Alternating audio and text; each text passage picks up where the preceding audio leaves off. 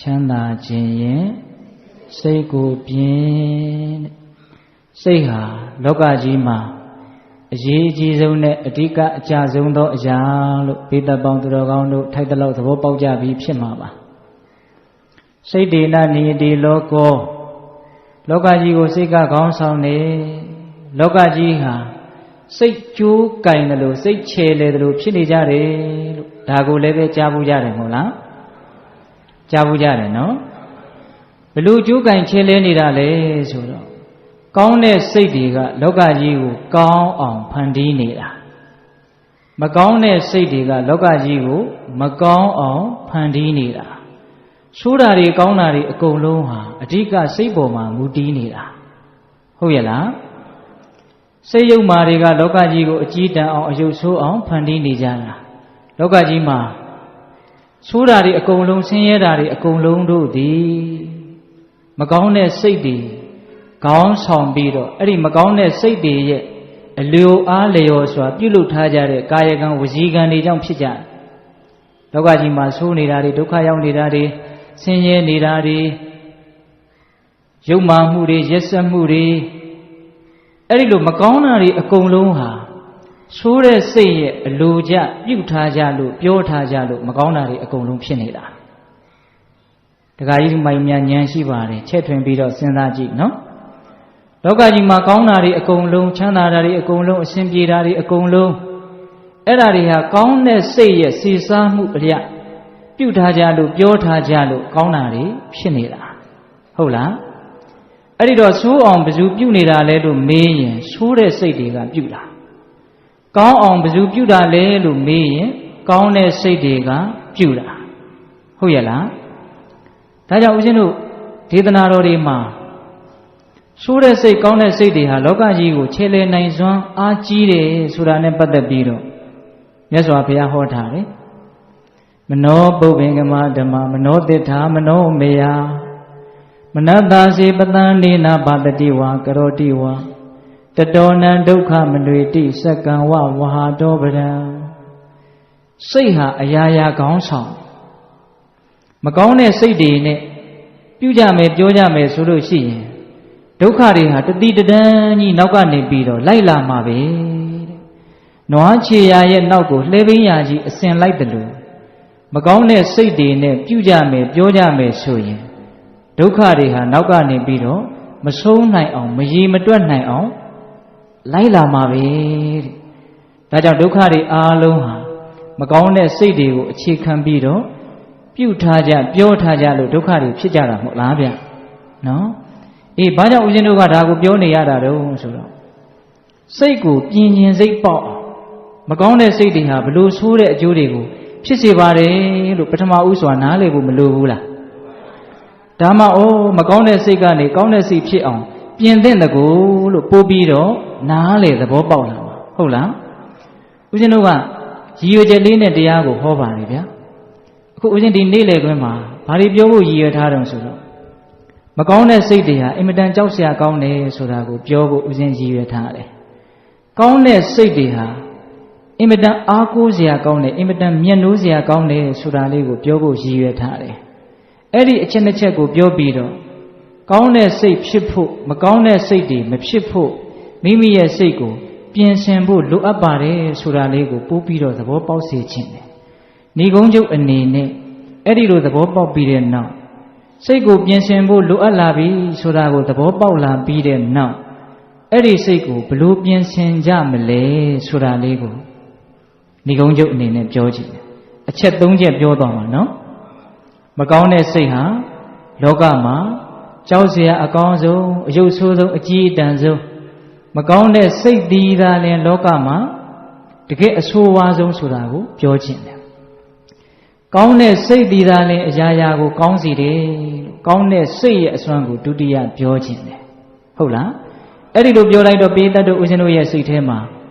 မကောင်းတဲ့စိတ်ကနေကောင်းတဲ့စိတ်တွေဖြစ်လာဖို့ပြင်ဆင်ခြင်းတဲ့စိတ်တွေ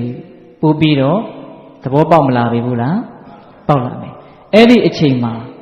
စိတ်ကိုဘယ်လိုပြင်ဆင်ကြမလဲဆိုတာလေးကိုဦးဇင်းတို့ပြောမယ်ဘယ်နှချက်လဲ၃ချက်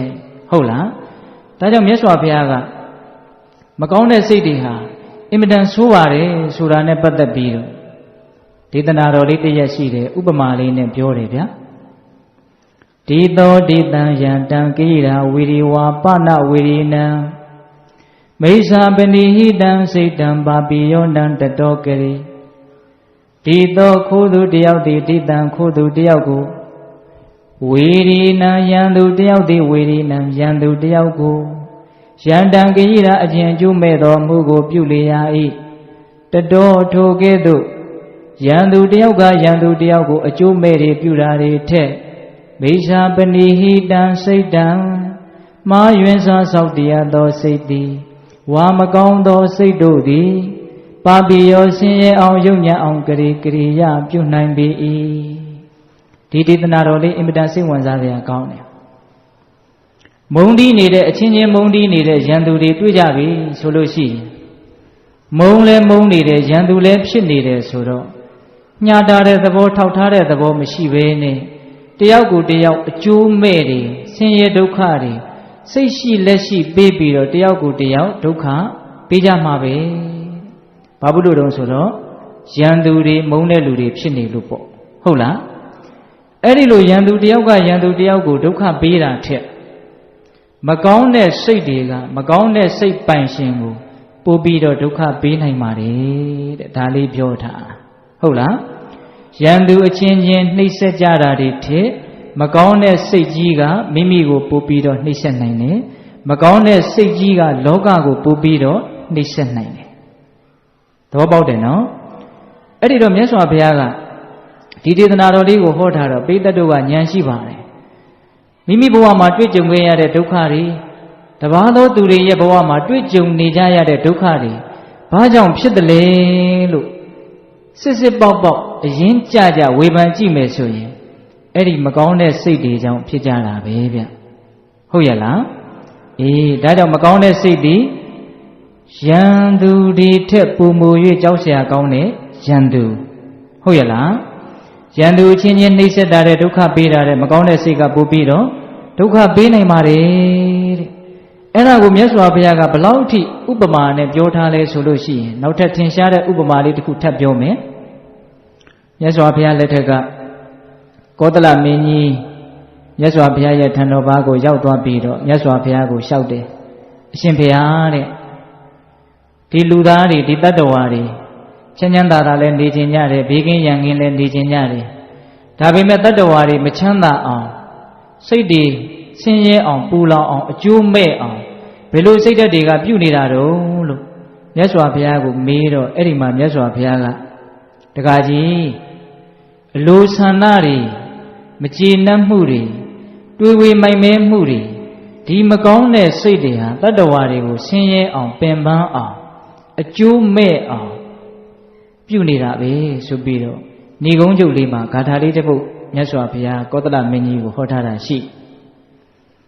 လောဘောဒေါသောစမောဟစံပုရိတံပါပစေတတံဟိန္တံတိအတ္တတံဗုဒ္ဓတဇတာရံဝတံဖလံလောဘောဒေါသောစမောဟစပုရိတံပါပစေတတံ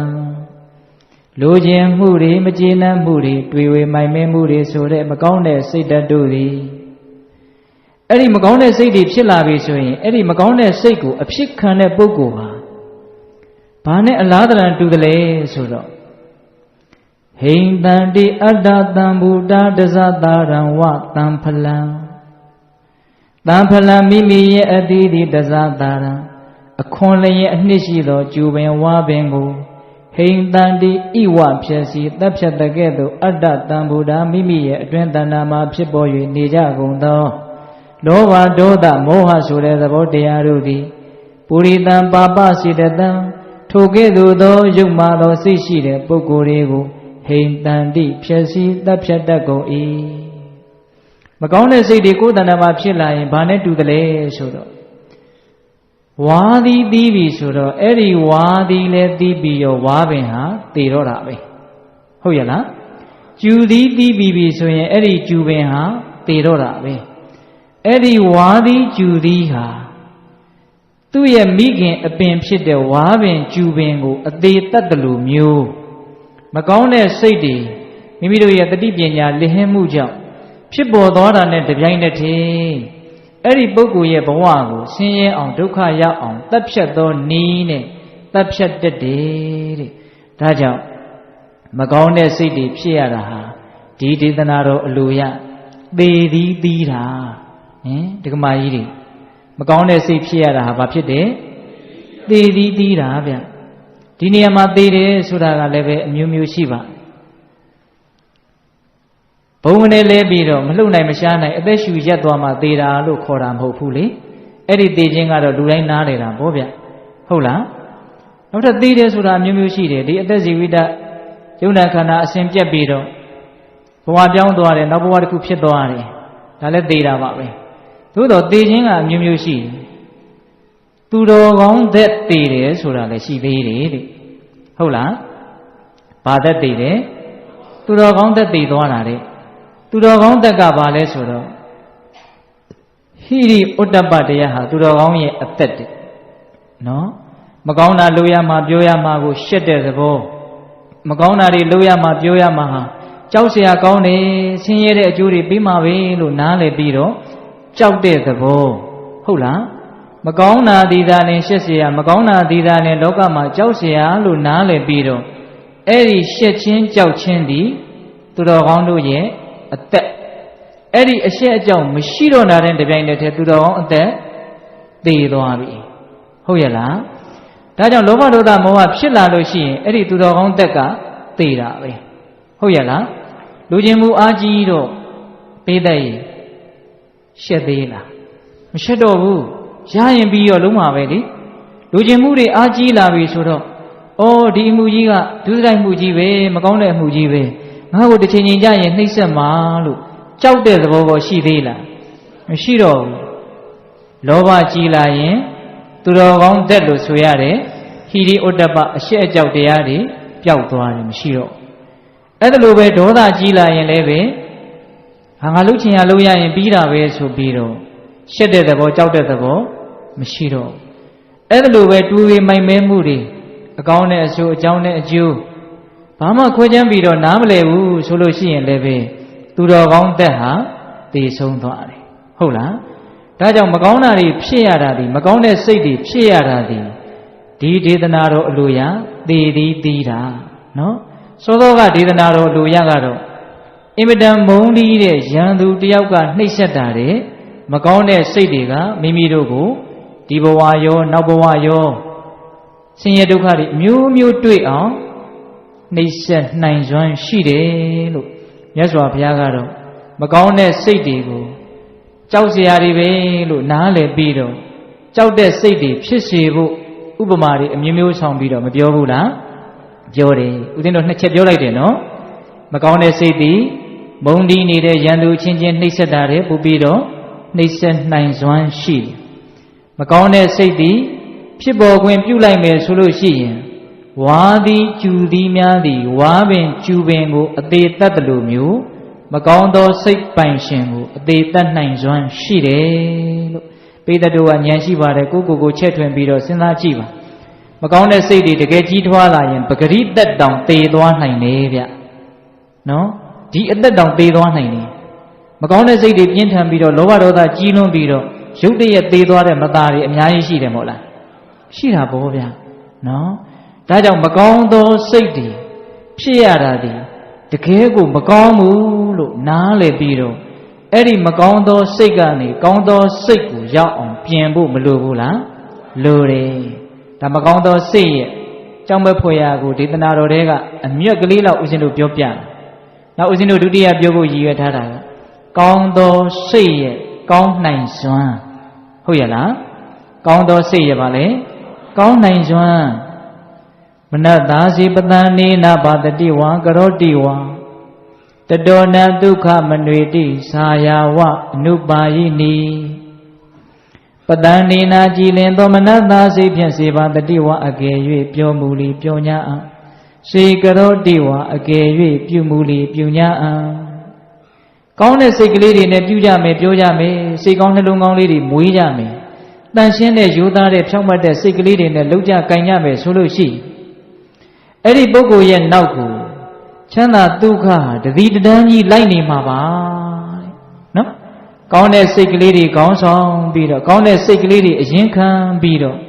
ပြောကြမယ်ပြုကြမယ်ဆိုရင်ချမ်းသာဒုက္ခဟာအစဉ်အတန်းကြီးတစ်ဖွဲ့လိုက်နေမှာဘာနဲ့တူတယ်လဲဆိုရင်မိမိရဲ့အရေးဟာမိမိရဲ့နောက်ကိုအစဉ်လိုက်တယ်လို့မျိုးလိုက်ပါလိမ့်မယ်တဲ့ဒါကြောင့်ချမ်းသာဒုက္ခကိုဘယ်အရာကမှမပေးနိုင်ဘူးကောင်းသောစိတ်ကလွယ်လို့ဟုတ်ရဲ့လားကောင်းသောစိတ်ကလွယ်လို့မိမိကိုကူညီနိုင်သောဖေးမနိုင်သောစောင့်ရှောက်နိုင်သောကောင်းသွားစေသောအရာအခြားမရှိလို့တရားဓမ္မတို့ဦးဇင်းတို့တွေနည်းနည်းသဘောပေါက်ထားတဲ့နေဗျဟုတ်ရဲ့လားကောင်းသောစိတ်ကလွယ်လို့အခြားကိုယ်ကိုကူညီဖေးမစောင့်ရှောက်ကောင်းသွားစေမယ့်အရာအခြားမရှိနော်မြတ်စွာဘုရားကဘယ်လောက်ထိတင်စားပြီးတော့ပြောထားလဲဆိုရင်နောက်ထပ်ဒေသနာလေးအကျဉ်းချုပ်နာဓမ္မာတာပိတာကိရာအင်ညေဝါပိစညာတကသမ္မာပတိဟိတံစိတ်တံတေယသောနံတတောကရိတံဒုက္ခံထိုမိမိလိုချင်နေတဲ့ချမ်းသာဒုက္ခတည်းဟုသောအကျိုးတရားကိုမာတာမိခင်သည်နာကိရာထပြုလို့၍မပေးနိုင်ကုန်ပိတာဖခင်သည်လည်းပဲနာကိရာထပြုလို့၍မပေးနိုင်ကုန်အင်ကြီးပြီးမိခင်ဖခင်ကျေးဇူးရှင်တို့မှာတမျိုးဖြစ်ကုန်သောညာတကာပြီးရွှေမျိုးသားချင်းချစ်ချင်းဝင်ကြတဲ့မေတ္တာရှိကြတဲ့မိတ်ဆွေပေါင်းတင်တို့သည်လည်းပဲနာကိရာထပြုလို့၍မပေးနိုင်ကုန်တကယ်ချမ်းသာစေချမ်းသာမှာတကယ်ကောင်းတာတွေကိုအမေကလည်းမပေးနိုင်ဘူးအဖေကလည်းမပေးနိုင်ဘူးမေတ္တာရှိကြတဲ့မိတ်ဆွေပေါင်းတင်ချစ်ချင်းဝင်တဲ့ပုဂ္ဂိုလ်တွေကလည်းမပေးနိုင်ဘူးတဲ့သမ္မာပဏိဟိတံစိတ်တံတေယသောနံတတောကရိစိတ်ကောင်းနှလုံးကောင်းကလေးကမိမိလိုချင်တဲ့ချမ်းသာဒုက္ခကိုပေးပါလိမ့်မယ်တဲ့အဖေအမေတဲ့ကိုယ့်ပုံမှာမေတ္တာရှိတဲ့လူဘယ်သူရှိဦးမှာလဲဗျာဟင်ဒကာကြီးတို့မိုင်းများအဲ့ဒီအဖေအမေတွေမေတ္တာရှိတဲ့ပုဂ္ဂိုလ်တွေမပေးနိုင်တဲ့ချမ်းသာဒုက္ခမျိုးဟုတ်လားအဲ့ဒီလိုတကယ်ချမ်းသာဒုက္ခအစစ်အမှန်ကိုမိမိရဲ့စိတ်ကောင်းနှလုံးကောင်းကပဲမိမိကိုပေးပါလိမ့်မယ်တဲ့ဒါကုံအောင်ပြောထားတာနော်စိတ်တကယ်ကောင်းလာပြီဆိုလို့ရှိရင်စိတ်တကယ်အဆင့်မြင့်လာပြီဆိုလို့ရှိရင်ပေးလိုက်နိဗ္ဗာန်ကိုတောင်မြင်နိုင်စွမ်းရှိလာတယ်ခုဒကာဓမ္မတို့ဦးဇင်းတို့တွေနိဗ္ဗာန်ကိုမမြင်သေးဘူးနိဗ္ဗာန်ကိုမမြင်သေးတော့ချမ်းသာစေချမ်းသာမှန်ကိုမမြင်သေးတော့ဒီချမ်းသာဒုချမ်းသာရောင်ကိုပဲချမ်းသာစေချမ်းသာမှန်ထင်ပြီးတော့လောဘတွေကြီးကြတယ်လူကျင်မှုတွေများလာတယ်လူကျင်တဲ့အတိုင်းမဖြစ်တဲ့အခါမကျေနပ်မှုတွေဖြစ်လာတယ်လူကျင်မှုရဲ့ဖြည့်ဆည်းပေးမဲ့အရာကိုတားဆီးလာပြီဆိုရင်အဲ့ဒီအတားဆီးတွေကိုဖျက်ဆီးပြစ်မယ်ဆိုပြီးတော့ဒေါသတွေမကြီးကြဘူးလားဒေါသတွေကြီးတယ်ဆိုတာလောဘတွေကြီးလို့ကြီးတာဗျအကြောင်းမဲ့ဒေါသဖြစ်တာမဟုတ်ဟုတ်လားဒေါသသဘောလေးကိုနှုတ်ကလေးနဲ့တူတူလေးရွတ်ကြည့်ပါအလိုမကြတာဗါတဲ့တော့အလိုမကြတာအလိုမကြတာကိုဘာခေါ်မလဲဒေါသတိတိကျကျစဉ်းစားအလိုမကြတာအလိုဆိုတာမရှိဘူးဆိုရင်မကြတာဆိုတာရှိနိုင်မှာမလားအစတည်းကိုကစားအလိုဆန္ဒမရှိဘူးဆိုရင်အလိုဆန္ဒမပြည့်ဝလို့ဖြစ်ရတဲ့ဒေါသဖြစ်ကိုမဖြစ်ဘူးဟုတ်လားအဲ့ဒီတော့အလိုဆန္ဒတွေရှိနေသေးသမျှအလိုကြခြင်းအလိုမကြခြင်းဆိုတာတွေရှိနေအောင်မှာပဲဆိုလိုတာကလောဘတွေရှိနေသေးသမျှ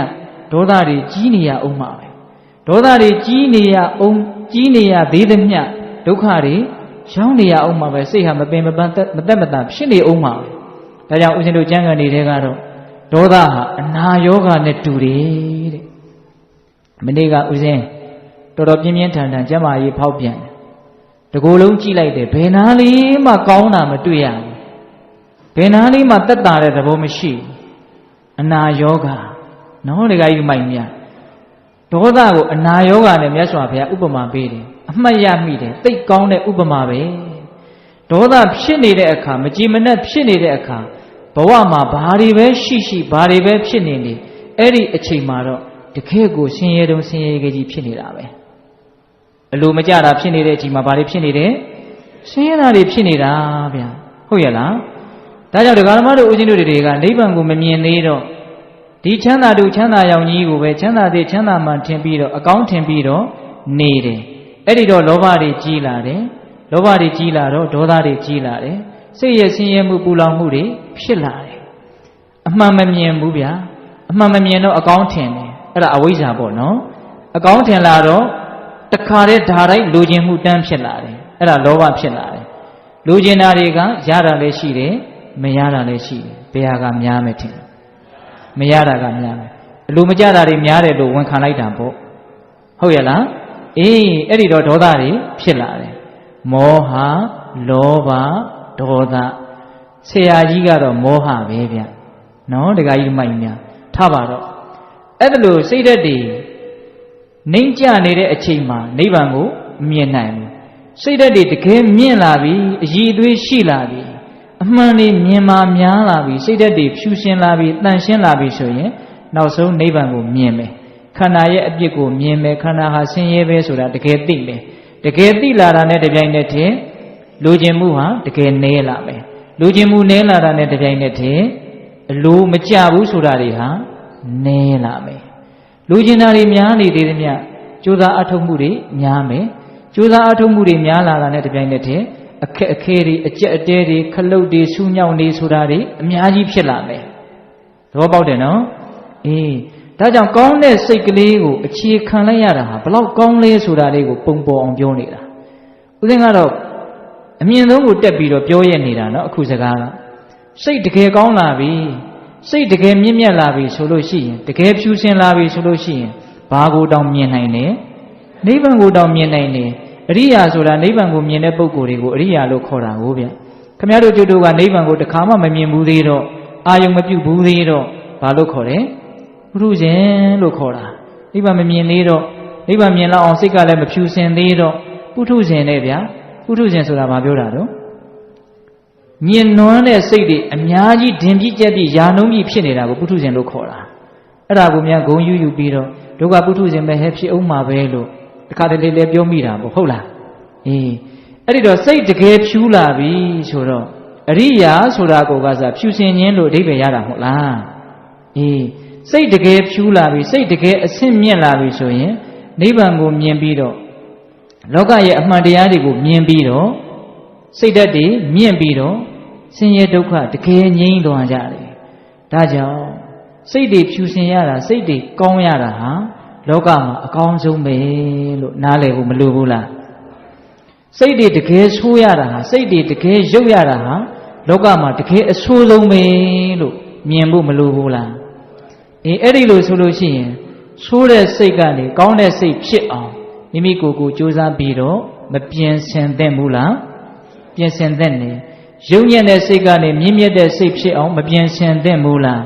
ပြင်ဆင်သင့်တယ်ဒီလိုဆိုရင်ဦးဇင်းကတပည့်တော်တို့ကိုအဆင့်နှိမ့်တဲ့လူတွေလို့ဆွဆွဲတာလားလို့အဲ့ဒါလိုမေးမယ်ဆိုရင်လည်းမေးခွင့်ရှိတယ်နော်ဒါဦးဇင်းတို့ဝန်ခံပါတယ်ဦးဇင်းတို့လည်းပဲအဆင့်နှိမ့်တဲ့စိတ်တွေပဲရှိသေးတယ်ဒကာကြီးဒကာမကြီးများကိုဘယ်လိုလဲအဆင့်မြင့်တဲ့တအားမြင့်တဲ့စိတ်တွေဖြစ်ပြီလားအဲ့ဒါလို့ဆိုရင်ပြင်ဖို့လိုသေးတယ်လို့ဝန်ခံတာပေါ့အေးအဲ့ဒီလို့ဆိုရင်ပြင်ဖို့လိုတယ်ဆိုတာတော့သိကြသွားပြီဟုတ်ရဲ့လားသူကြမလို့ခန္ဓာကိုယ်မှာမပြေလေဘူးတဏှာနာကျင်ကြိုက်ခဲနေတယ်တခုခုဖြစ်နေတယ်ဘယ်သွားမလို့စေကံသွားရမှာပေါ့ကိုကိုကိုကောင်းအောင်မပြင်တတ်တော့လို့ပြင်လို့မဖြစ်တော့လို့ဆရာဝန်ဆရာမတွေကိုကျုပ်ခန္ဓာကိုယ်ကိုပြင်ပေးပါဦးဗျာအဲ့တော့ဟိုကနားလေလေနားလေတော့ gain ငါကလည်းဒါလိုက်တော့ပြင်လို့ဖြစ်မှာမဟုတ်ဘူးဆိုစေထိုးတန်ထိုးစားတန်စားစေးပေးတန်ပေးပြီးတော့ခန္ဓာကိုယ်ကိုဘာလို့ပေးလိုက်လဲပြင်ပေးလိုက်တယ်အချိန်တန်တော့ကောင်းသွားရောအမြဲတမ်းပြင်နေရတယ်နော်ရုပ်ပိုင်းဆိုင်ရာခန္ဓာကိုယ်ကြီးဟင်ဆရာဝန်စေကန်းတွေကိုသွားမှပြင်တာလို့နားလေထားရင်လည်းအမြင်နဲ့ကျင်သေးတယ်နေတိုင်းကိုယ့်ဟာကိုယ်လည်းပြင်းနေရတယ်မဟုတ်လားမနဲ့လင်းလာတော့အညစ်အကြေးတွေကိုသုတ်သင်ပေးရတယ်မပြင်မဲမစင်မဲထားလို့ဖြစ်မလားဗျအေးပြီးတော့ဘာဖြစ်တော့အစာကျွေးရတယ်နော်ပြီးတော့အဝတ်ကောင်းကောင်းဆင်ရတယ်ဘာလို့တုံးဆိုတော့ဒီခန္ဓာကိုအရှင်ပြေအောင်လို့ပြင်ပေးနေရတယ်နော်စိတ်ကဓာတ်ထက်ပိုပြီးတော့ပြင်ဖို့လိုအပ်တယ်နော်ဒကာကြီးဒီမိုင်းများစိတ်ကဘာလဲအဲ့ဒါထက်ပိုပြီးတော့ပြင်ဖို့လိုအပ်တယ်ဒီစိတ်ကလေးနဲ့လူလုံနေရတာဗျဟင်ဒကာကြီးမိုင်းများဘေးကရှိတာတွေကရှိတာပဲလေဘလို့ပဲရှိပါလေပြောပြောဘေးမှာပဲကိုယ်ထဲမှာဘာမှရှိတာမဟုတ်ကိုယ်ထဲမှာစိတ်ပဲရှိတာခံစားမှုတွေပဲရှိတာကိုကကိုရှိတာတွေနဲ့ပတ်သက်ပြီးတော့ကိုတွေးတာခေါ်တာတွေနဲ့ကိုကကိုအမျိုးမျိုးအထင်မှားနေတာတော့ရှိတာပေါ့လေဟုတ်လားဒါ ဒါပေမဲ့ကိုယ်တကယ်နေရတာကကိုယ်စိတ်ကလေးနဲ့ကိုနေရတာအစင်းသိမ့်တဲ့စိတ်တွေနဲ့နေတော့ဆင်းရဲပြီးတော့နေတာပဲရှိမရှိဂုံနေမြင့်မမြင့်အစင်းသိမ့်တဲ့စိတ်နဲ့နေရရင်ဆင်းရဲနေတာဟုတ်လားအစင်းမြင့်တဲ့စိတ်ကလေးနဲ့နေရရင်ချမ်းသာနေတာပဲအဲ့တော့တရားဓမ္မတို့ဦးဇင်းတို့တွေဘယ်သူနဲ့နေတာလဲလို့မေးရင်စိတ်နဲ့နေတာခံစားမှုလေးနဲ့နေတာဒါရိုးရိုးလေးဦးဇင်းကအကျမ်းမြင့်အရက်စကားလေးပြောကြည့်တာနော်တခါယူမိုက်များဒါကြောင့်ကိုတကယ်ချမ်းသာခြင်းလို့ရှိရင်မကောင်းတဲ့စိတ်ကနေကောင်းတဲ့စိတ်ဖြစ်အောင်ပြင်ရမယ်ဗျဟုတ်လားအဆင့်နှိမ့်တဲ့စိတ်ကနေအဆင့်မြင့်တဲ့စိတ်ဖြစ်အောင်ပြင်ရမယ်ဟုတ်ရဲ့လားအေးအဲ့ဒီလိုပြင်တဲ့အပိုင်းကိုဦးဇင်းတို့အခုတရားရဲ့တတိယပိုင်းရောက်လာတယ်နော်မကောင်းတဲ့စိတ်တွေရဲ့ကြောက်မဲ့ဖွယ်ရာကလေးတွေကိုဒေသနာတော်လေးတွေထုတ်ပြီးတော့ဦးဇင်းပြောခဲ့တယ်နော်ကောင်းတဲ့စိတ်ရဲ့တကယ်မျက်နှိုးဖွယ်ရာအရေးပါပုံအချက်လက်အဓိကကြပုံလေးကိုလည်းပဲဒေသနာတော်လေးတွေနည်းနည်းထုတ်ပြီးတော့ပြောခဲ့တယ်နော်အေးအခုဘာကိုပြောမယ်စိတ်ကိုဘယ်လိုပြင်ရမလဲဆိုတာလေးနဲ့ပတ်သက်ပြီးအဲ့ဒါကြတော့ဦးဇင်းတို့ကဘာပြောချင်တော့ဆိုတော့ပိဋကတို့ကြားဖို့ပါလေပန္တိတသာမဏေဆိုတာလေဟုတ်လားဇလန်းတွေကတော့ကြားဘူးနေတာဆိုတော့ဦးဇင်းတို့ကအကျေပြောနေစရာမလိုဘူးလို့ထင်ပါတယ်ကတ္တပမြတ်စွာဘုရားလက်ထက်ကမဟာဒုတ်ဆိုကြားဘူးတယ်မဟုတ်လားကတ္တပမြတ်စွာဘုရားကိုငကျင်းသားနဲ့ဆွမ်းကတ်တယ်လေဟုတ်လားတရားမင်းကလာပြီးတော့ချက်ပေးတယ်လေကြားဘူးတယ်မဟုတ်လားနှိမ့်နေတဲ့အိမ်ကလေးတွေကိုမြတ်စွာဘုရားဝင်သွားတာကတ္တပမြတ်စွာဘုရားဝင်သွားတာမြေကြီးကလည်းနှိမ့်မပေးဘူးအိမ်ကလည်းမြင့်မပေးဘူးဒါပေမဲ့မြတ်စွာဘုရားရဲ့အရက်တော်ပဂရိအနေအထားတိုင်းပုံမှန်ပဲဝင်သွားတယ်အံ့ဩစရာကောင်းတဲ့တကိုးတော်လို့ဆိုရမှာပေါ့အိမ်ကိုမြင့်ပေးတာလည်းမဟုတ်ဘူးတဲ့ဗျာမြေကြီးကိုနှိမ့်ပေးတာလည်းမဟုတ်ဘူးတဲ့ဗျာဘုရားကသေးသွားအောင်ဖန်ဆင်းလိုက်တာလည်းမဟုတ်ဘူးတဲ့ဗျာသို့တော့အစဉ်ပြေပြေပဲအိမ်ထဲကိုကြွားသွားတယ်လေဒါကလေးကခေါင်းထဲပေါ်လာလို့ပြောလိုက်တာဟုတ်လားအဲ့ဒီမဟာဒုက္ခဦးဇင်းတို့မြတ်စွာဘုရားလက်ထက်ကြတော့ရှင်သာရိပုတ္တရာကိုရောမြတ်ကြီးရဲ့အင်မတန်ရင်းနှီးတဲ့ဆရာတကားတွေရဲ့အိမ်မှာတကားကြီးတွေရဲ့အိမ်မှာတထေးသိကျွဲရဲ့အိမ်မှာလူလာဖြစ်တာကိုဟုတ်လားအဲ့မှာလူလာဖြစ်တော့ငါဘုစုကျေးဇူးကြောင့်ဒီလိုဖြစ်လေဩရှင်သာရိပုတ္တရာကျေးဇူးကြောင့်အဲ့ဒီမှာနာမည်မှဲ့တဲ့နေ့မှာသူ့အောင်မှာခင်းထားတဲ့တသိန်းတန်တဲ့ကပလာလေးကိုကလေးလေးကတကယ်မှရက်သားလာသားလေးနော်အေးအဲ့ဒါလေးကို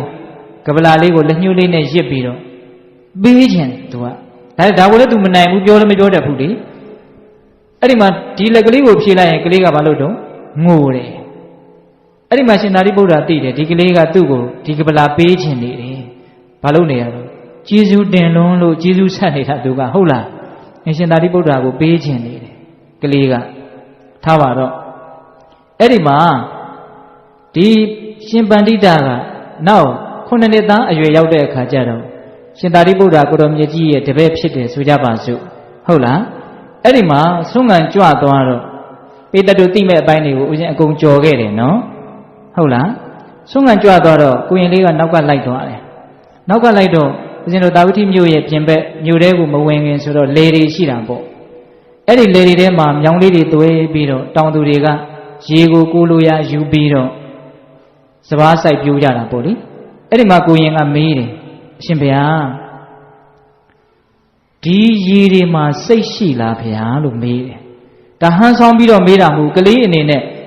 ရေကိုကိုလိုတဲ့နေရာကိုတွဲပြီးတော့ယူတယ်ဆိုတော့ရေကိုလူတယောက်ကများအမိန့်ပေးပြီးတော့မင်းဟိုကနေဟိုသွားဒီကနေဒီသွားလို့ပြောလို့ဒီရေကပဲစိတ်မြန်းရှိလို့ခိုင်းတာကိုများလုံနေသလားလို့ तू ထင်ကောင်းထင်မယ်ပေါ့နော်ဒါကြောင့်ရေမှာဘာရှိလားလို့မေးတယ်လေစိတ်ရှိလားလို့မေးတယ်အဲ့ဒီတော့ရှင်သာရိပုတ္တရာကစိတ်ရှိလက်ရှိပဲပြောတယ်ကိုရင်ရေမှာစိတ်မရှိပါဘူးဩအဲ့တော့ကလေးကစဉ်းစားတယ်ကိုရင်ကစဉ်းစားတယ်စိတ်မရှိတဲ့ရေကိုတောင်ကိုလိုချင်တဲ့နေရာကိုရောက်အောင်ယူလို့ရသေးတယ်ဆိုရင်စိတ်ရှိတဲ့ငါစိတ်ရဲ့အလိုကိုမလိုက်ဖဲနဲ့ငါရဲ့အလိုကိုသာနဲ့စိတ်ကိုလိုက်စေမယ်ဒီစကားလေးပါလာတယ်ဟုတ်လား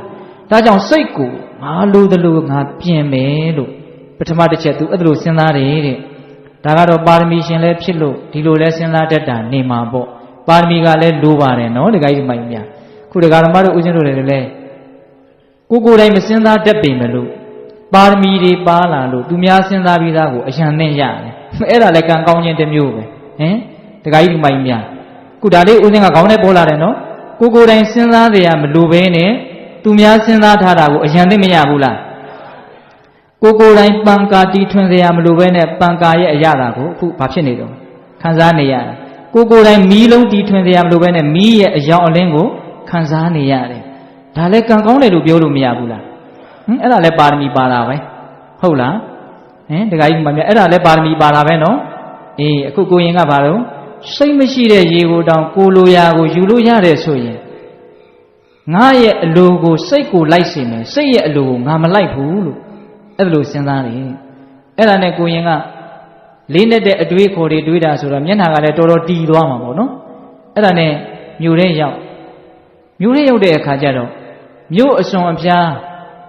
မုတ်ဆိုးတွေရှိတယ်အဲ့ဒီမုတ်ဆိုးတွေကအဲ့ဒီခေတ်ကတော့လေးတွေမြားတွေနဲ့သားကောင်လိုက်တာကိုဗျအဲ့ဒီမှာသူတို့ရဲ့မြားတံလေးတွေကိုလိုရာကိုဖြောင်းဖြောင်းတန်တန်စိုက်နိုင်အောင်မြားတံကဖြောင်းဖို့လိုတယ်လေအဲ့တော့ဝါးချမ်းတွေကိုစိတ်ပြီးတော့လှုပ်ထားတဲ့ပဂတိမြားတံကမဖြောင်းသေးဘူးနည်းနည်းလေးတော့ကွေးကောက်မှုလေးရှိတယ်အဲ့ဒီကောက်မှုနဲ့ပြစ်လိုက်ရင်လိုတဲ့နေရာကိုမရောက်နိုင်ဘူးအဲ့ဒီတော့ဒီဝါးတံကိုမီးပြန့်ပြီးတော့အပူပေးပြီးတော့မျက်လုံးတစ်ဖက်မှိတ်ပြီးတော့တိတိကျကျကြည့်ရတယ်ဖြူးဖြောင်းနေတယ်အဲ့ဒီလိုဖြောင်းနေမှနောက်ကငှက်မွေးလေးတက်ပြီးတော့လိုရာကိုပြစ်လိုက်ရင်တန်းပြီးတော့စိုက်သွားတာတကယ်လို့မြားတံကကောက်နေတယ်ဆိုရင်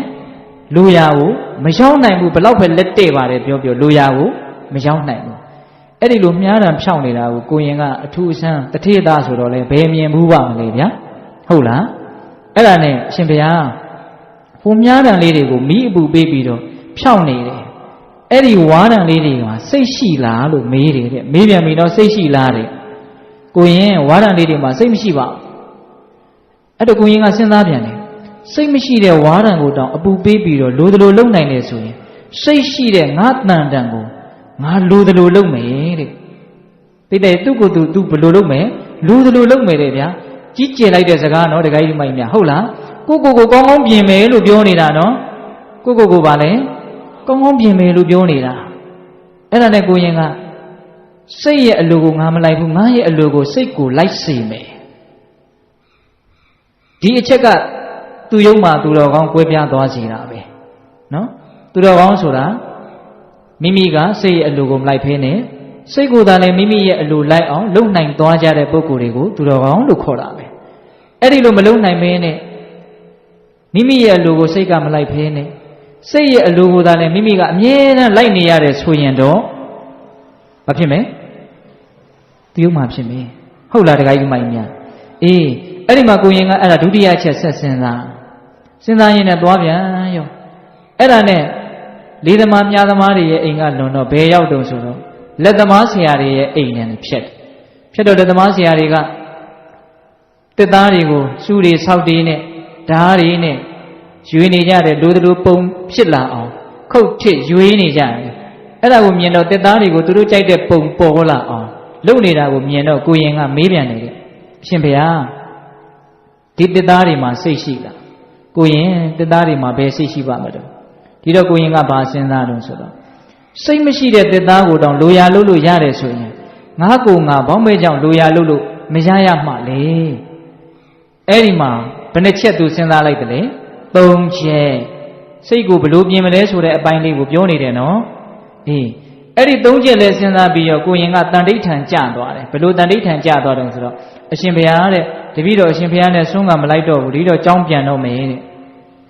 ကိုရင်ဘာလို့မှာတော့ဆိုတော့တပည့်တော်ကိုယ့်ရဲ့စိတ်ကိုရေမြောင်းနေတဲ့ကရေတွေကိုကိုလိုရာကိုသွဲယူတယ်လို့မျိုးကောက်နေတဲ့မြားတံတွေကိုအပူပေးပြီးတော့ဖြောင်းတယ်လို့မျိုးတိရိုင်းလုံးတွေကိုလိုတဲ့ပုံစံရအောင်ရွေတယ်လို့မျိုးကိုယ့်ရဲ့စိတ်ကိုစိတ်တိုင်းကြဖြစ်အောင်သွားပြင်မလို့အဲ့ဒါလိုပြောတာနော်ကျောင်းတော်ကိုပြန်ပြီးတော့ကမ္မထမ်းအာယုံတရားနှလုံးကျင့်သုံးမယ်ပေါ့အဲ့ဒီလိုပြောတော့မထေရမြတ်ကြီးကလည်းကောင်းပြီအဲ့ဒါကိုရင်ကမှားသေးတယ်အရှင်ဘုရားတဲ့တပည့်တော်ကိုငကျင်းသားလေးရအောင်ဆွမ်းခံခဲ့ပါတဲ့သူကငကိုဘွားကဘာလှူခဲ့တာလဲ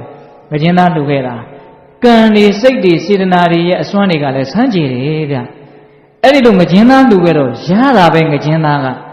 ဒါဘယ်သိပ္ပံပညာရှင်ရဲ့ပစ္စည်းနဲ့မှတိုင်းတာလို့တွက်ချက်လို့စုံစမ်းလို့ထောက်လှမ်းလို့မရနိုင်ဘူးဗျအဲ့ဒါဘာခေါ်မလဲကမ္မဝိပါကောအာစိန်တေယော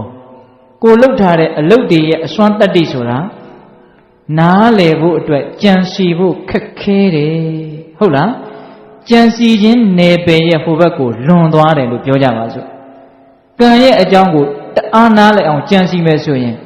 အခက်မသိရင်စိတ်တောင်ဖောက်ပြန်သွားနိုင်တယ်။ဘာလို့ဆိုတိတ်ပြီးတော့ကျေပြန်လွန်းလို့လေးနဲ့လွန်းလို့နားလေတဲ့လောက်ပဲနားလေမယ်အကုန်လုံးနားလေဖို့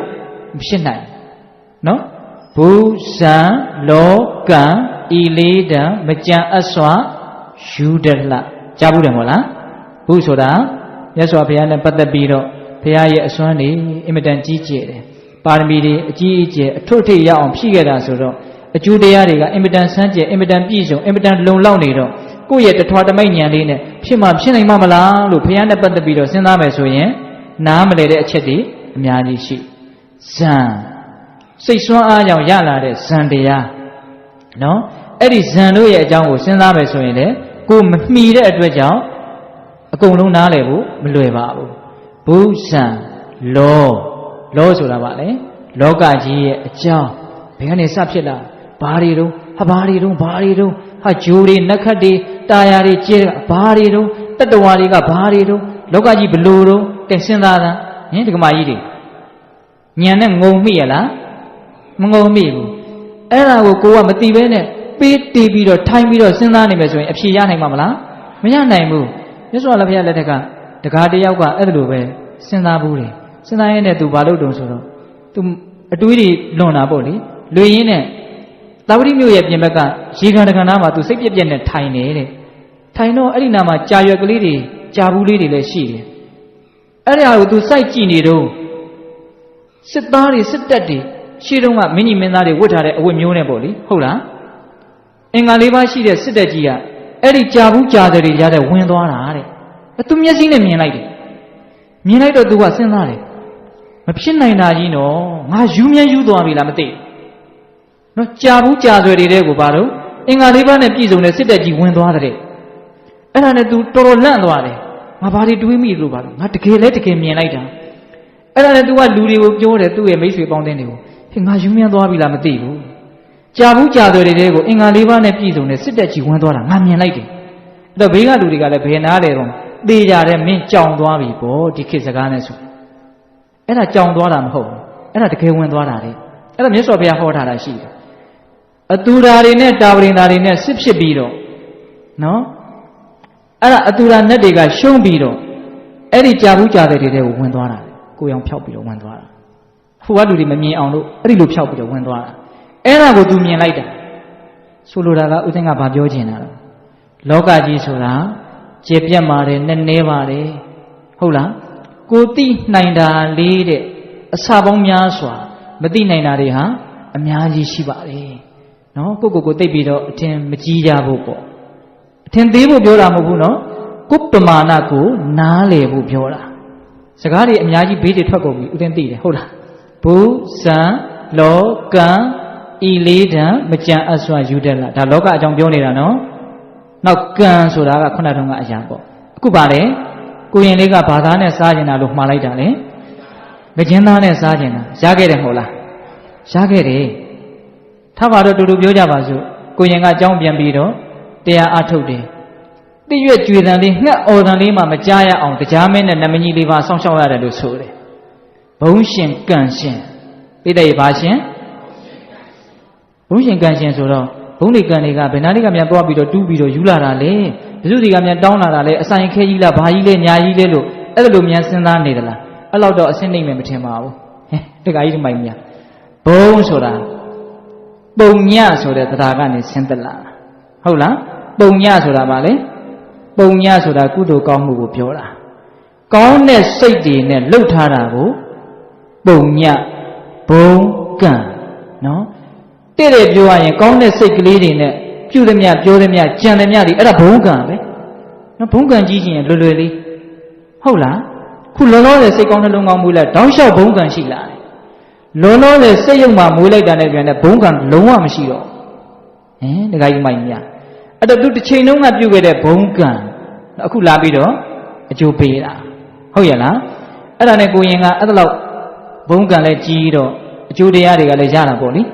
အဲ့ဒါနဲ့ကိုရင်ဘာဖြစ်တုံဆိုတော့ယဟန္တာဖြစ်တယ်ဟုတ်လားအဲ့ဒီယဟန္တာဖြစ်ပြီဆိုတော့မှ မြတ်စွာဘုရားကရှင်သာရိပုတ္တရာကိုရင်အနှောင့်အယှက်ဖြစ်မှာဆိုလို့အချိန်တောင်ဆွဲထားရသေးတယ်ရှင်သာရိပုတ္တရာကြွလာတော့ကိုရင်ကအနာဂံပဲဖြစ်သေးတယ်အဲ့ဒီချိန်မှာရှင်သာရိပုတ္တရာကတကားများခောက်လိုက်မယ်ဆိုရင်တရားအနှောင့်အယှက်ဖြစ်မှာဆိုလို့မြတ်စွာဘုရားကကိုရင်ဒီမရောက်အောင်ရှိကနေကြိုးပြီးတော့ရှင်သာရိပုတ္တရာကိုပြဿနာတွေမေးတာကိုရင်ရဲ့ဘုံကံကဘုရားကတော့မလုပ်တယ်စောင့်ရှောက်တာဟုတ်လားအေးဦးဇင်းကဇလန်းတွေမပြောချင်ဘူးနဲ့တော်တော်စုံသွားပြီဟုတ်လားပြောစရာလေးတွေကလည်းအဲ့ဒါကနည်းနည်းကောင်းလို့ပါနော်အေးအဲ့ဒါနဲ့ကိုရင်ယဟန္တာဖြစ်ပြီဆိုတော့မှမြတ်စွာဘုရားကအဲ့ဒါကိုအကြောင်းပြုပြီးတော့ဦးဇင်းတို့ဒကာကြီးဒကာမကြီးများဦးဇင်းတို့အတွက်အင်မတန်အသုံးတဲ့မဲ့တကယ်လည်းအသုံးတဲ့တဲ့ဂါထာကလေးမြတ်စွာဘုရားအဲ့ဒီမှာဟောတယ်အဲ့ဒါကတော့ဒီတရားတော်ရဲ့အနှစ်ပေါ့နော်ဥဒကံဟိနေယညိနိဋ္ဌိကာဒါရုံဓမယန္တိတေဇနံအတ္တနံဥဒကံဟိနေယတိနိဋ္ဌိကာဒါရုံဓမယန္တိတစ္စကာဥဒကံဟိနေယတိနိဋ္ဌိကာဥဒုကာရောဝတေဇနံဒါရုံဓမယန္တိတစ္စကာအတ္တနံဓမယန္တိပန္တိတာနိဋ္ဌိကာလေသမားတို့သည်ဝါမြောင်းတူ၍လေကိုလိုရာယူကြကုန်သောပုဂ္ဂိုလ်တို့သည်ဥဒကံရေကိုနေယန္တိမိမိလိုရာရက်သို့ရောက်အောင်ဆောင်ကြကုန်၏လေသမားတွေမြောင်းသမားတွေမြောင်းဖောက်တဲ့လူတွေဟာရေကိုလိုရာကိုဆောင်ယူသလိုမျိုးနော်ဥဒုကာရောမြားသမားတို့သည်လေသမားတို့သည်ဒေဇနံမြားတံကိုနမယန္တိမိပြ၍ဖြောင်းအောင်ဖြောင်းကြလေကုန်တဲ့ကဲ့သို့တစ္စကံလက်သမားဆရာတို့သည်ပပုဆရာတို့သည်ဒါရုံတေရိုင်းလုံးကိုနမယန္တိမိမိအလိုရှိတဲ့ပုံသဏ္ဍာန်ဖြစ်အောင်ခုတ်ကြရွေကြဂုံတကဲ့သို့ပန္တိတာကြောင့်ကျိုးမြင့်သည့်ပညာရှိတို့သည်အတ္တနံမိမိကိုယ်ကိုဓမယန္တိဆုံးမတော်မူကြကုန်၏ဥပမာ၃ချက်မြတ်စွာဘုရားပေးလိုက်တယ်ဟုတ်လားမြောင်းသမားတွေဟာရေကိုလိုရာကိုယူသလိုမျိုးလေးသမားတွေဟာမြားတံကိုမီးပြပြီးတော့ဖြောင်းသလိုမျိုးနော်ပပုဆရာတွေလက်သမားဆရာတွေဟာတေရိုင်းတုံးကိုလိုရာပုံရောက်အောင်ခုတ်ရွေကြသလိုမျိုးပညာရှိတဲ့ပုဂ္ဂိုလ်ဟာမိမိကိုယ်ကိုဝါမိမိရဲ့စိတ်ကိုကောင်းအောင်ပြင်ရမယ်ရင်ကျေးအောင်ပြင်ရမယ်အပြစ်ကင်းအောင်ပြင်ရမယ်ဥပမာဘယ်နှချက်ပေးလိုက်တယ်၃ချက်ပေးလိုက်တယ်ဥပမာလေးတိုင်းမှာစိတ်ဝင်စားတယ်ရှိရေကိုလိုရာသွဲယူတယ်နော်ပထမပေးလိုက်တဲ့ဥပမာနော်ရေကိုဘလို့လိုရာကိုသွဲယူတယ်ရေကိုကိုကနိုင်နေလိုရာကိုသွဲယူလိုက်တယ်တကယ်လို့ရေကိုကိုမနိုင်ဘူးဆိုလို့ရှိရင်ပေးလိုက်ရင်ရေတွေကြီးလာပြီရေတွေကိုမထိန်ချုပ်နိုင်တော့ဘူးဆိုရင်ဘယ်တဲ့ထည့်လိုက်ရတဘာဝဘေးအန္တရာယ်လို့တောင်ပြောရတယ်နော်ဟုတ်လားကြောက်စရာမကောင်းဘူးလားရေကိုမထိန်နိုင်တော့ဘူးဆိုတာနဲ့တပြိုင်တည်းရေဟာဘာဖြစ်လာတယ်တဘာဝဘေးအန္တရာယ်တည့်ရအနေနဲ့တတ္တဝါတွေကိုနှိမ့်ဆက်လာတော့တာပဲအဲ့ဒီရေကိုထိန်နိုင်ပြီဟေးမြောင်းကလေးတွေနဲ့မင်းဒီသွားမင်းပြီးတော့ဒီလာခဲ့မင်းဟိုနားလေသွားအောင်လို့ရေကိုကိုကြိုက်တယ်လို့စေစားနိုင်ပြီဆိုတာနဲ့တပြိုင်တည်းရေဟာကိုယ့်ရဲ့အလုတ်အကျွေးဖြစ်လာတယ်ဒကမာကြီးတွေဟုတ်လားအဲ့ဒါရေကိုနိုင်တဲ့အချိန်မှာရေဟာကိုယ့်ရဲ့အလုတ်အကျွေးပဲရေကိုမနိုင်တော့ဘူးဆိုတော့ရေဟာကိုယ့်ရဲ့တိတ်ကြောက်စရာကောင်းတဲ့ရန်သူဖြစ်သွားတယ်ဒါကြောင့်ရန်သူမျိုး၅ပါးထဲမှာရေပါတယ်ဗျအသက်တခင်အောင်တော့ရေပါတာပဲဟုတ်လားဒီစိတ်ကလေးရေနဲ့အင်မတန်တူတာပဲနော်နိုင်လို့ရှိရင်ကိုယ့်ရဲ့ဒါအင်မတန်ကိုယ့်ကိုအကျိုးပြုမဲ့ကိုယ့်ရဲ့အခိုင်းအစေလို့ပြောကြပါစို့နော်ကိုယ့်ကိုအကျိုးပြုမဲ့အရာဖြစ်လာသူ့ကိုမနိုင်တာနဲ့တပည့်နဲ့သူကတိတ်ကြောက်စရာကောင်းတဲ့အန္တရာယ်ပေးတဲ့အရာဖြစ်သွားတာကိုပုံမှန်မှုတည်တယ်နော်ဒကမာကြီးများဟုတ်လားဒီစိတ်ဟာလည်းပဲနိုင်ရင်အကျိုးရှိမယ်မနိုင်ရင်တိတ်အကျိုးမဲ့မယ်ရေကလည်းအဲ့ဒီတိုင်းပဲနော်တူတာတွေအများကြီးရှိတယ်ဗျာရေကဒီတိုင်းပြစ်ထားရင်ဘယ်စီးသွားလဲရေဒီတိုင်းပြစ်ထားရင်ဘယ်စီးသွားလဲနေရစီးသွားတာဟုတ်လားစိတ်ကိုဒီတိုင်းပြစ်ထားရင်ဘယ်စီးသွားမလဲနေရကိုစီးသွားမှာနော်ယုံညံ့တဲ့ဘက်ကိုစီးသွားမှာသူ့ကိုမတားနိုင်ဘူးမစီးနိုင်ဘူးဆိုရင်ဘယ်စီးသွားမလဲနေရကိုစီးသွားမှာဟုတ်လားဒါကြောင့်ဒီစိတ်ကို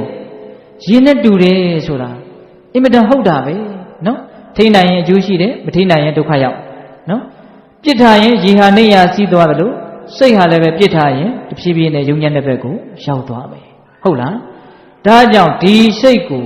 ရေကိုလိုရဲ့နေရာကိုယူနိုင်တယ်လို့မျိုးဒီစိတ်ကိုစေစားနိုင်ရမယ်ဆုံးမနိုင်ရမယ်ပြင်နိုင်ရမယ်တဲ့ဟုတ်လားတခါကြီးမိုက်များဒါကြောင့်ဒါနကောင်းမှုဖြစ်အောင်သီလကောင်းမှုဖြစ်အောင်ဘာဝနာကောင်းမှုတွေဖြစ်လာအောင်မိမိရဲ့စိတ်ကိုဘာလို့ရမယ်ပြင်ရမယ်မူရပါစိတ်ဗီဇစိတ်တဏ္ဍရာလုံးကပါခဲ့တဲ့အနုတ္တယသဘောဆိုတဲ့စိတ်တွေကတော့နှမျောတာပဲဗျဝန်တိုတာပဲဗျသိမ့်ပိုက်ချင်တာပဲဗျအဲ့ဒါကိုဒကာဓမ္မတို့ဦးဇင်းတို့တွေကသိမ့်ပိုက်တာကြီးကမကောင်းပါဘူးအဆင်မရှိပါဘူးလူဖြစ်တဲ့အခါလေးဟုတ်လားသိမ့်ပိုက်တာကြီးကသိမ့်မကောင်းပါဘူးမျက်နှိုးနေရတာဆွဲလန်းနေရတာကသိမ့်မကောင်းပါဘူးစွန့်လွတ်တာတွေအများအကျိုးရှိအောင်လုပ်တာတွေကအဆင့်မြင့်ပါတယ်အဲ့ဒါတွေကသိမ့်မြင့်မြတ်ပါတယ်လို့နားလည်ပြီးတော့သိမ့်ပိုက်ခြင်းတွေ့တာခြင်းမမောခြင်းကနေပြီးတော့စွန့်လွတ်ခြင်းအတွေ့အတာကင်းခြင်းဆိုတဲ့ဒါနသဘောစာကသဘောကိုရောက်အောင်စိတ်ကိုပြင်ညတာဒါကြောင့်တချို့ဒါနရှင်တွေသူတို့ဒါနနဲ့သူတို့ပြောပြီးတော့နေတာပဲတကယ်ပြောတဲ့အကောင်းလို့ပြောတာပေါ့တစ်ချက်ကလေးပြောချင်တာကတော့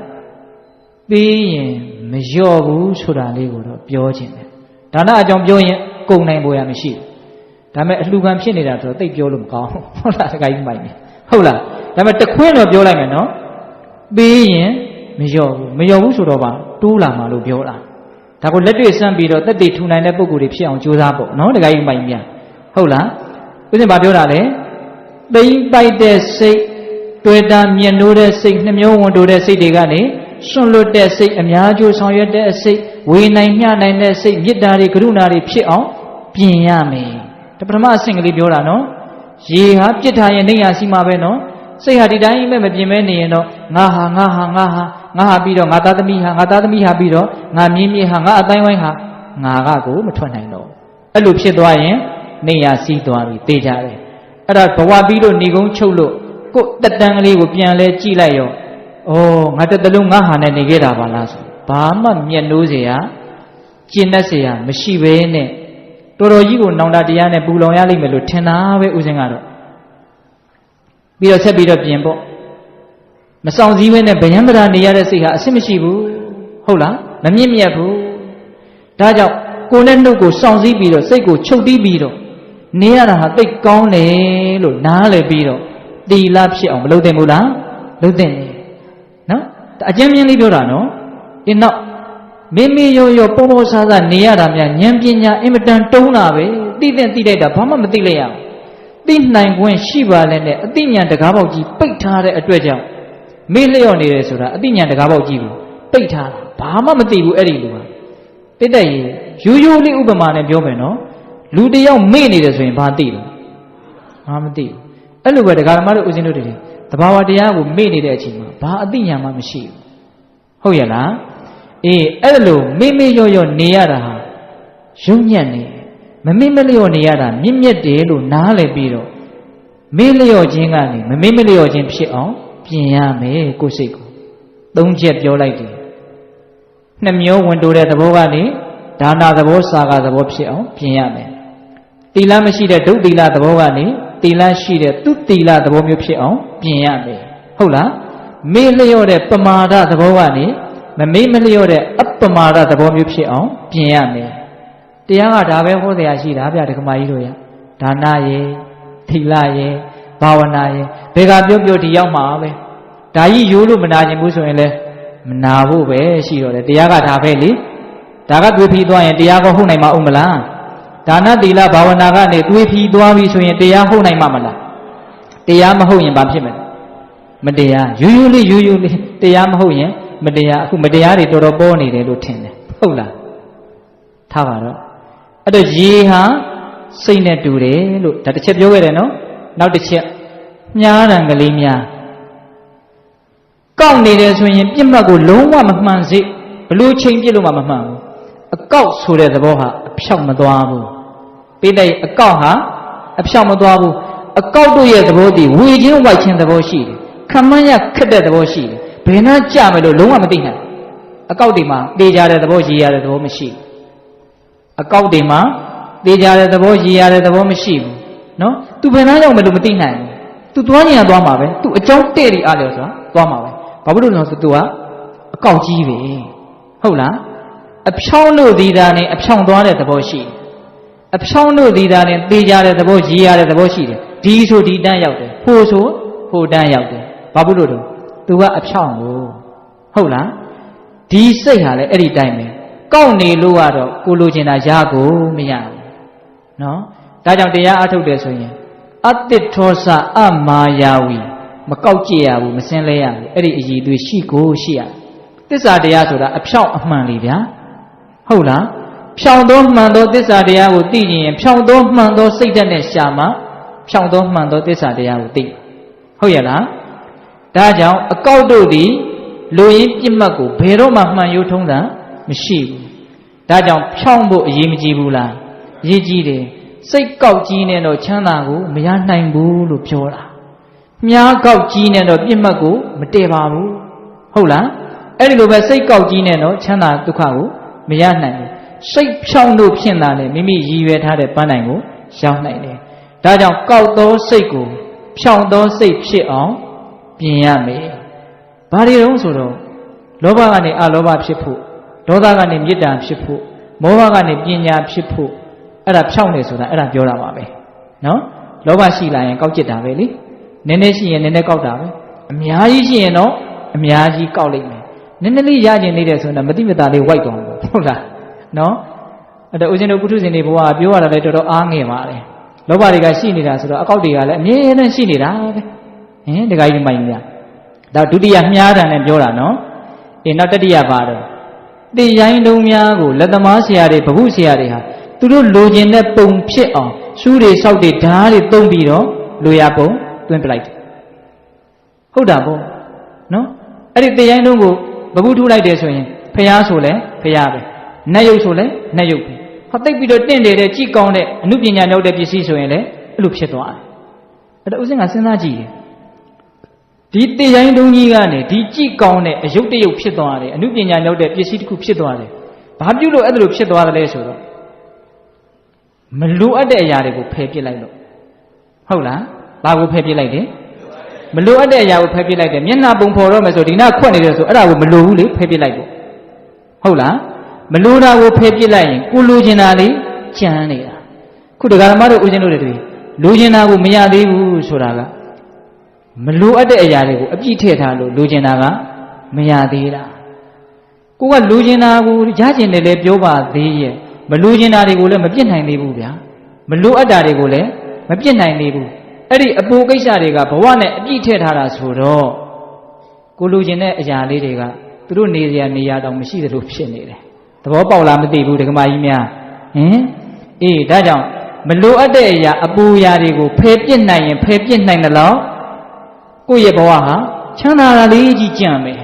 ဟုတ်လားခုတရားလုံးကြီးမှာမလိုအပ်တဲ့အရာလေးတွေကိုဖယ်ပြစ်လိုက်ရင်လှပလာတဲ့သဘောရှိတယ်နော်ဒါသူပုံစံနဲ့သူပေါ့နော်ဒါကတော့ဟုတ်လားလှဲဘိန်းဆိုရင်လည်းလှဲဘိန်းပုံစံပေါ့ရုပ်ထုဆိုရင်လည်းရုပ်ထုပုံစံပေါ့ဘာပဲဖြစ်ဖြစ်ဒါနဲ့မသင့်တော်တဲ့ဒါနဲ့မကိုက်ညီတဲ့အရာတွေကိုဖယ်ပြစ်လိုက်တာချင်းတော့တူတယ်မဟုတ်လားတူတယ်အဲ့ဒီလိုပဲဒကာဓမ္မတို့ဦးဇင်းတို့တွေကဘာဖြစ်ချင်တာတုံးလို့မေးရင်အကြီးကြီးဗျာဘာဖြစ်ချင်တာလဲဆိုသူတော်ကောင်းဖြစ်ချင်တာဒကာမကြီးတွေဘာဖြစ်ချင်တာလဲသူတော်ကောင်းဖြစ်ချင်တာအဲ့တော့သူတော်ကောင်းဘဝနဲ့သူတော်ကောင်းအနေအထားမျိုးနဲ့မကိုက်ညီတဲ့အဲ့ဒီစံချိန်စံညွှန်းနဲ့မမီတဲ့အရာတွေဘာဖြစ်ပြရမလဲဖယ်ပြရမယ်သူတော်ကောင်းလည်းဖြစ်ချင်တယ်သူတော်ကောင်းနဲ့မကိုက်ညီတဲ့အရာတွေကလည်းမဖယ်နိုင်ဘူးဆိုတော့ဖြစ်ချင်နေတာပဲရှိတယ်ဖြစ်လေမလာသေးဘူးပေါ့ဟုတ်ရဲ့လားသို့တော့စိတ်ဓာတ်တော့မကြပါနဲ့ဟုတ်လားတကယ်ကြီးမိုက်များမလိုအပ်တဲ့အရာကိုဖယ်နိုင်ရင်ဖယ်နိုင်တယ်လို့သူတော်ကောင်းဖြစ်လာမှာပါဟုတ်လားအဲ့တော့ဒီစိတ်ထဲမှာမလိုအပ်တဲ့စိတ်တွေအများကြီးမရှိဘူးလားရှိတယ်ကိုယ့်ကိုအကျိုးမပြုနိုင်တော့အကျိုးမပြုနိုင်ုံနဲ့မကဘဲနဲ့အကျိုးမဲ့စေတော့စိတ်တွေပါမရှိဘူးလားရှိတယ်အဲ့ဒီမလိုအပ်တဲ့စိတ်တွေကိုဖယ်ပြစ်လိုက်မယ်ဆိုလို့ရှိရင်ကောင်းတဲ့စိတ်ကလေးတွေကျန်နေမယ်အဲ့ဒီကောင်းတဲ့စိတ်ကလေးတွေဖြစ်တာဒီပင်လင်ကိုယ့်ကိုယ်ဘာလုပ်လိုက်တာလဲပြင်လိုက်တာဥပမာဘယ်နှချက်လဲ3ချက်နော်ဒါကြောင့်အကျိုးအကြောင်းအဆိုးအကောင်းရှိလျက်အောင်တွေးနိုင်မြင်နိုင်ကြတဲ့ပုဂ္ဂိုလ်တွေဉာဏ်ရှိကြတဲ့ပုဂ္ဂိုလ်တွေပညာရှိဆိုတဲ့ပုဂ္ဂိုလ်တွေဟာတဲ့ကိုပြင်ရမယ်ဟုတ်လားရေကိုလိုရာကိုယူသလိုမျိုးမြားတံကိုအပူပြပြီးတော့ဖြောင်းသလိုမျိုးတေရိုင်းတုံးကိုမလိုတာတွေကိုဖယ်ပြီးတော့ ကိုဖြစ်ခြင်းတဲ့ပုံတရံလေးတွေဖြစ်လာအောင်ဆောင်ရွက်တာမျိုးပညာရှိတဲ့ပုဂ္ဂိုလ်ဟာကိုယ်စိတ်ကိုပြင်ရမယ်ဘယ်နှချက်ပြင်ရမှာလဲဆိုတော့စောစောကပြောခဲ့ပါပြီနှမျောဝန်တိုမှုတွေတိမ့်ပိုက်မှုတွေကနေစွန့်လွတ်မှုတွေကိုဖြစ်အောင်ပြင်ရမယ်သူကပိုအဆင်မြင့်လို့ပေါ့နော်ဗျံပရာစီမဲ့ကမ်းမဲ့နေတဲ့စိတ်ကနေပြီးတော့ကိုယ်နဲ့နှုတ်ကိုစောင့်စည်းပြီးတော့စီကံလေးနဲ့နေတဲ့သီလရှိတဲ့လူအဖြစ်ကိုရောက်အောင်ပြင်ရမယ်ဟုတ်လားမိမိရော့ရော့ပေါ်ပေါ်ဆဆနေတဲ့ဝါဒနာဒလိစရိုက်ကြီးကိုဖယ်ခွာပြီးတော့မမေးမလျော့မပေါ်မဆနေတဲ့အလေးအကျင့်အပမာဒဖြစ်အောင်ပြင်ရမယ်ဘယ်နှချက်ပြင်ရမယ်၃ချက်ပြင်ရမယ်အဲ့ဒီမှာမြတ်စွာဘုရားကဒီဂါထာလေးနော်ဥဒကဟိနယန္တိနိတိကဥတုကာရနမယန္တိဒေဇနံဒါရုံနမယန္တိဒေဇကအတ္တနံဓမယန္တိပန္တိတာဒီဂါထာလေးကိုခုနတုန်းကဥစဉ်ရှင်းပြခဲ့ပါပြီဟုတ်လားဒီဂါထာရဲ့အဆုံးမှာတတ္တဝါပေါင်းများစွာကျွတ်တန်းဝင်နေဆိုပြီးတော့ဥစဉ်တို့ဒေသနာတော်ကိုအဲ့လိုဏီကုံချုပ်ပါတယ်ဟုတ်လားဒီတော့ဥစဉ်တရားဟောတာတနာရီနဲ့9မိနစ်ရှိသွားပါပြီတနာရီလောက်ပြောမယ်ဆိုပြီးတော့နောက်ပိုင်းစကားတွေကလည်းဘေးထွက်သွားတာနဲ့9မိနစ်လောက်ပို့သွားတယ်ဟုတ်လားအဲ့ဒီတော့ဦးဇင်းတို့ပြောခဲ့တဲ့စကားတွေကိုပြန်ပြီးတော့အနှစ်ချုပ်ကြည့်မယ်နော်တရားကောင်းစီးကဘယ်လိုပေးထားတယ်ချမ်းသာခြင်းရင်စိတ်ကိုပြင်းတဲ့ဟုတ်ရဲ့လားဦးဇင်းအချက်၃ချက်အဓိကကြတာပြောသွားတယ်နော်မကောင်းတဲ့စိတ်သည်တတ္တဝါတွေကိုဆင်းရဲစေတယ်မကောင်းတဲ့စိတ်သည်သာလည်းမကောင်းဆုံးပဲဟုတ်လားကောင်းတဲ့စိတ်သည်တတ္တဝါတွေကိုလောကကြီးကိုချမ်းသာစေတယ်ကောင်းသွားစေတယ်ကောင်းတဲ့စိတ်ဒီသာနဲ့အကောင်းဆုံးပဲနှစ်ချက်နော်နောက်အဲ့ဒီမကောင်းတဲ့စိတ်ကနေကောင်းတဲ့စိတ်ဖြစ်အောင်ဘယ်လိုပြင်ရမလဲရေကိုလူယူရာကိုတွယ်တယ်လို့မျိုးဟုတ်လားမြားတံကိုဖြောင်းတယ်လို့မျိုးဟုတ်လားတေရိုင်းတုံးကိုလိုတဲ့ပုံသဏ္ဍာန်ဖြစ်အောင်ရွေတယ်လို့မျိုးပညာရှိတဲ့ပုဂ္ဂိုလ်ဟာကိုပြင်ရမယ်အဲ့ဒါလို့ကိုတစ်ဆင့်နဲ့တစ်ဆင့်မြင့်အောင်ပြင်နိုင်မှသာလေတကယ်ချမ်းသာတဲ့ချမ်းသာမှန်ကိုရကြလိမ့်မယ်စိတ်ကိုမပြင်နိုင်သေးသမျှကာလပတ်လုံးမချမ်းသာနိုင်သေးပါဘူးလို့သဘောပေါက်ရမယ်ဟုတ်လားဒါကြောင့်ချမ်းသာခြင်းရင်စိတ်ကိုပြင်စိတ်ကိုမပြင်ဘူးဆိုရင်တော့မချမ်းသာခြင်းသေးဘူးဆိုတဲ့အဓိပ္ပာယ်ပေါ့ဟုတ်လားအဲ့ဒါလိုလူတော့တယောက်မှရှိမယ်မထင်ပါဘူးဟုတ်လားချမ်းသာခြင်းကြတဲ့လူတွေကြီးပဲဟုတ်လားအဲ့တော့ချမ်းသာခြင်းရင်တော့ဘာကိုပြင်ရမလဲစိတ်ကိုပြင်ရမယ်ဒါကြောင့်ဦးဇင်းတို့တဏှာကြီးပူလောက်အချိန်ယူပြီးတော့ပြောလိုက်တဲ့ချမ်းသာခြင်းရင်စိတ်ကိုပြင်ဆိုတဲ့တရားကိုမေတ္တာပို့ပြီးတော့အဆုံးသတ်ကြရအောင်နော်